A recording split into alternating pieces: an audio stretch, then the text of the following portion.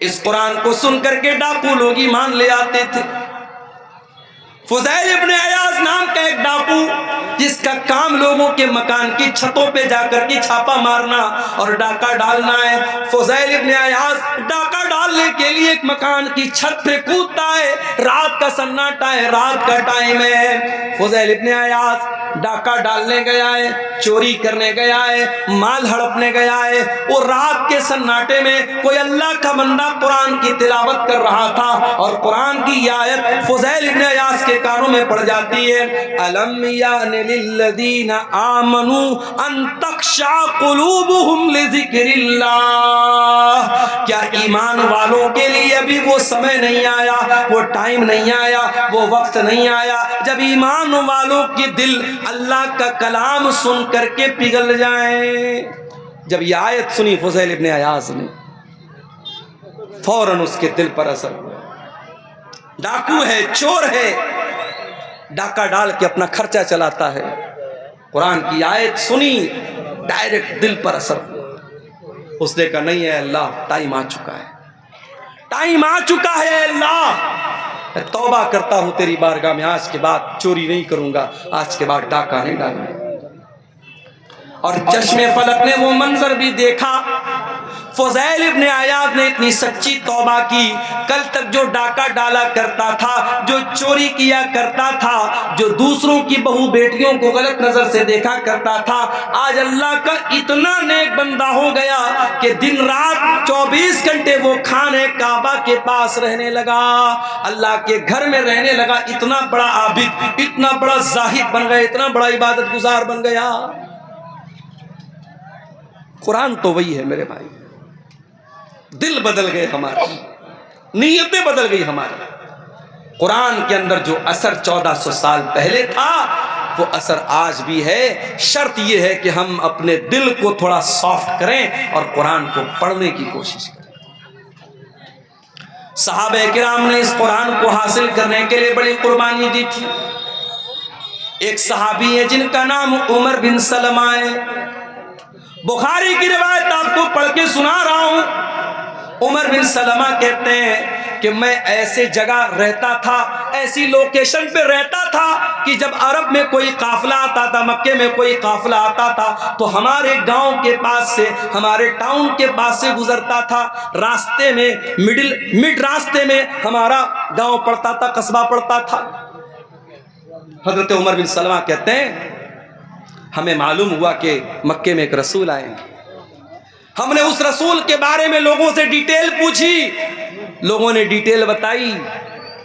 मैंने पूछा वो नबी क्या पढ़ के सुनाते हैं, तो लोगों ने कुरान की आयतें पढ़ पढ़ के सुनाई। उमर बिन सलमा की उम्र मात्र 6 साल है, 6 या 7 साल, 6 या 7 साल का बच्चा है। उसने उस काफिले के लोगों से कुरान की आयतों को सुन सुन करके याद कर लिया।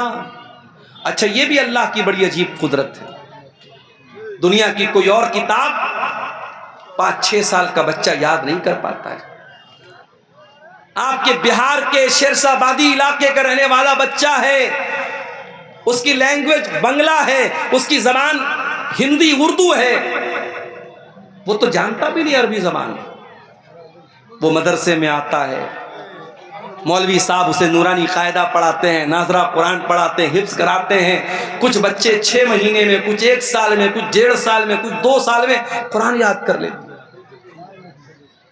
हमारे एक दोस्त का बच्चा है मुंबई में, उसने 6 साल की उम्र में कुरान हिफ्ज कर लिया। ये कुरान की बरकत है मेरे भाई। अल्लाह ने कुरान को आसान बनाया है याद करने के लिए। 6 साल का बच्चा भी कुरान को याद कर लेता है। इसीलिए अल्लाह कुरान में कहता है वलक़द यस्सरनल कुरान लिज़िक्रि फ़हल मिन मुद्दकिर, हमने इस कुरान को आसान बनाया है याद करने के लिए, है कोई कुरान को याद करने वाला? मैं तहदी से नेमत के तौर पे कह रहा हूं, अपनी बड़ाई के तौर पे नहीं कह रहा हूं। इसको तकब्बुर के तौर पे या बड़ाई के तौर पे मत लीजिएगा, तहदी से नेमत के तौर पे कह रहा हूं। लॉकडाउन लगा था, रमजान का महीना आया, मेरी वालदा अल्लाह मग़फ़िरत फरमाए, उनकी जिंदगी का आखिरी रमजान था। मस्जिदें बंद थी, ताला लगा था मस्जिद में। रमजान के अंदर तरावी की नमाज घर में पढ़ने का मामला आया। मेरे घर में कोई हाफिज नहीं था, मुझे सूरह बकरा याद थी। मैंने अपने माँ बाप से कहा कोई बात नहीं, मैं कोशिश करता हूँ, थोड़ा थोड़ा याद करके पढ़ूंगा, तरावी घर में मैं पढ़ाऊंगा। आम दिनों में मैं सोच भी नहीं सकता था कि मैं तरावी पढ़ाऊंगा, मेरे पीछे मेरी माँ पढ़ेगी, मेरे बाप पढ़ेंगे, मेरे भाई लोग पढ़ेंगे, क्योंकि मैं हाफिज तो नहीं हूं। लेकिन ये लॉकडाउन का को आप कह सकते हैं कि एक करिश्मा था उसका। अल्लाह ताला को यह भी लिखना था मेरे मुकद्दर में कि मेरी वालदा का आखिरी रमजान है, उनकी जिंदगी का लास्ट रमजान है, उसी के बाद उनका इंतकाल हुआ था और तरावी की नमाज वो मेरे पीछे पढ़ रही है। पहले दिन मैंने आधा पारा पढ़ाया, दूसरे दिन फिर आधा पारा पढ़ाया, तीसरे दिन फिर आधा पारा, चौथे दिन फिर आधा पारा, पांचवें दिन सूरह बकरा खत्म हो गई। सूरह बकरा के बाद सूरह आले इमरान आती है। मैं बैठ करके आधा पारा मैंने और याद किया, रात में तरावी में पढ़ दिया मैंने। अगले दिन फिर आधा पारा याद करके मैंने तरावी में पढ़ाया। इस तरीके से तकरीबन 10:30-11 पारे रमजान की बरकत से मैंने याद कर लिए। लॉकडाउन के पीरियड में मेरे प्यारे भाइयों, आधा पारा रोज बैठ करके याद करता था और रात में तरावी पढ़ा देता था।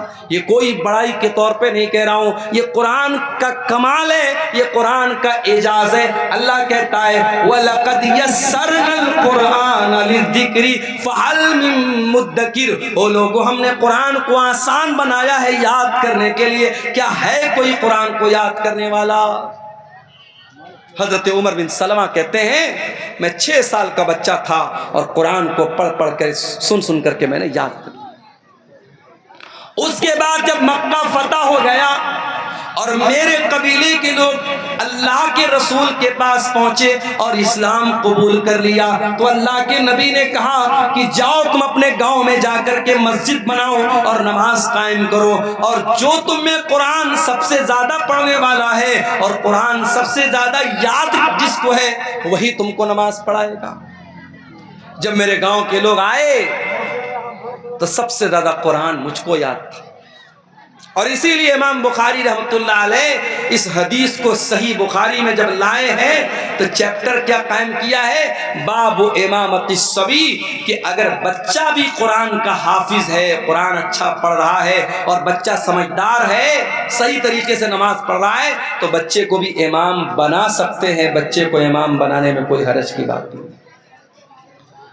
हजरत उमर बिन सलमा कहते कि मेरे गांव के लोगों ने देखा कि सबसे ज्यादा कुरान तो इसको याद है, कहा चल भाई तू नमाज पढ़ाए।